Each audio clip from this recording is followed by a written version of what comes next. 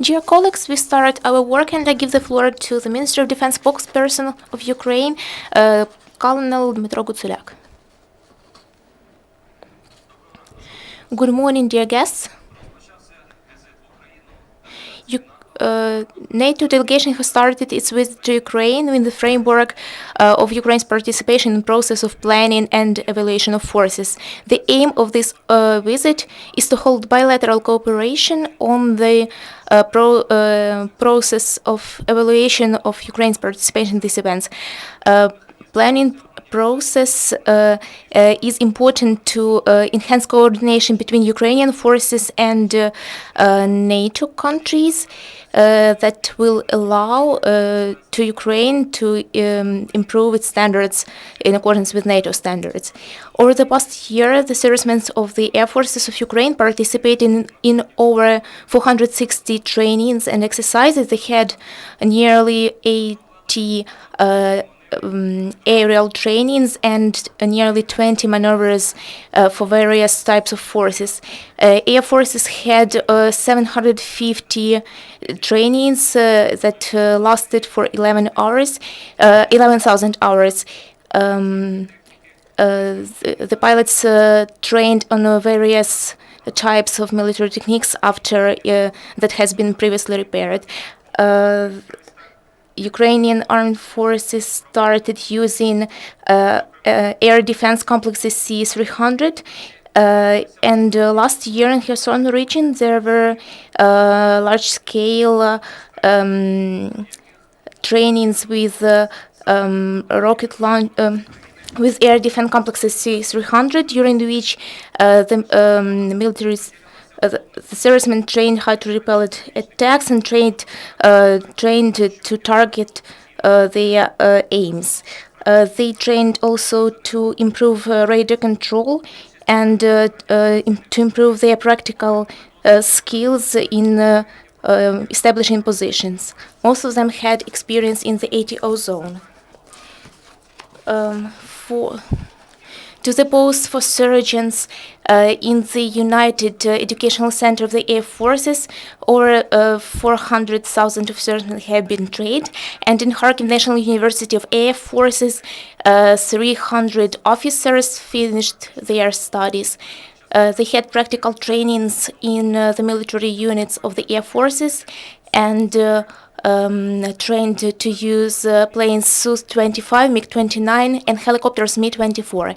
Over the past year, according to the plan of construction and renovation of military objects, the military forces of Ukraine received had reparation works in 125 objects. In particular, 20 barracks were constructed, 8 engineers' networks were reconstructed. There was full renovation, 19 barracks, 10 staff buildings, of 8 canteens, of 12 stocks, of 4 complex buildings, 10 hospitals, and some others. The money that was allocated for communal services allowed normal functioning of all the buildings. For reconstruction, the state budget allocated over 135.5 million hryvnias that allowed to renovate 1,823 objects, including 107 objects in the ATO zone and 43 objects for accommodation of new units.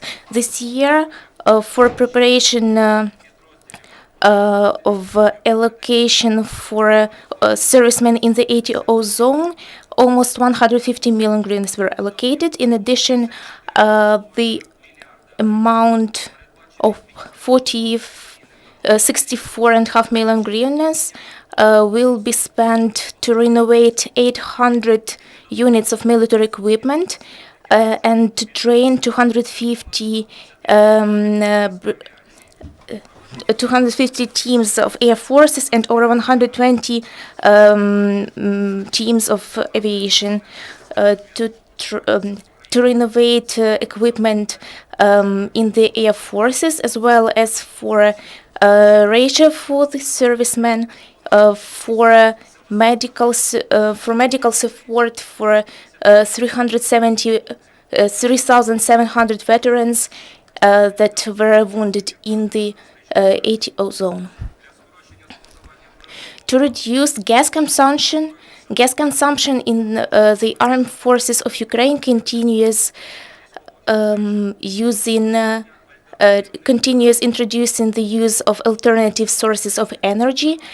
In addition, the Armed Forces of Ukraine continues preparation of its candidates that will participate in Invictus Games that will be held in Toronto in September this year. In Lviv, 39 Ukrainian servicemen were trained that were previously wounded and received disabilities when they performed their duties. The preliminary selection will take place also in Kiev and Odessa. In total, over 175 candidates applied their applications, and 40 among them are servicemen.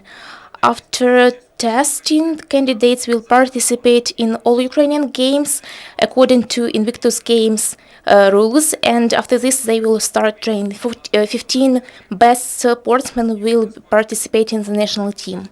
During the Invictus Games, Ukrainian sportsmen will participate in 6 types of sports, such as athletics, cycling, powerlifting, archery, swimming, and indoor rowing. The military engineers in the ATO zone cleared from mines over 18 hectares of land. They defused nearly 100 explosive devices. In total, since the start of the conflict, Ukrainian engineers defused over 140,800 mines and explosive devices and cleared from unexploded ordnance 2,765 hectares of land in Donetsk and Lugansk region. Representatives of the Red Cross delegation in Ukraine are ready to participate in the process of identification of fallen soldiers and to help with psychological support to families of the fallen soldiers. The representatives of the International Red Cross will use complex approach in identification of persons in difficult situations. This was Maria Mendes, regional coordinator of Red Cross delegation, said about this, and how this cooperation will go on will be furtherly prescribed by the respective authorities. In addition, the ministries will receive task to fix all the necessary issues in this field. Thank you.